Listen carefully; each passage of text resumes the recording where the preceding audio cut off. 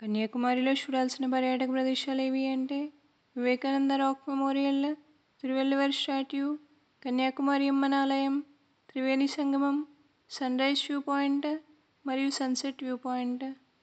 Vivekananda rock memorial సముద్రం మధ్యలో rock పైన ఉంటుంది. వివేకానంద రాక్ మెమోరియల్కి వెళ్ళడానికి బోటింగ్ ఉంటుంది. తిరువెల్లువర్ స్టాట్యూ కూడా సముద్రం మధ్యలో ఉంటుంది. వివేకానంద రాక్ మెమోరియల్ నుండి తిరువెల్లువర్ స్టాట్యూ దగ్గరికి వెళ్ళడానికి ఈ మధ్యనే గ్లాస్ బ్రిడ్జ్ కట్టించారు. కన్యాకుమారి అమ్మన్ ఆలయంని భగవతి అమ్మన్ ఆలయం అని కూడా పిలుస్తారు. ఈ ఆలయం 108 శక్తిపీఠాల్లో ఒకటి. ఈ ఆలయం 3000 సంవత్సరాల క్రితం కట్టించారు. త్రివేణి సంగమం అంటే అక్కడ 3 సముద్రాలు కలుస్తాయి. 3 సముద్రాలు ఏంటి అంటే ఇండియన్ ఓషన్, అరేబియన్ సీ మరియు bay of Bengal. Sunrise view point అంటే ఆ ప్లేస్లో ఉదయం సన్ రైజ్ చూడడానికి బాగుంటుంది. సన్సెట్ వ్యూ పాయింట్ అంటే ఆ ప్లేస్లో సాయంత్రం సన్సెట్ చూడడానికి బాగుంటుంది.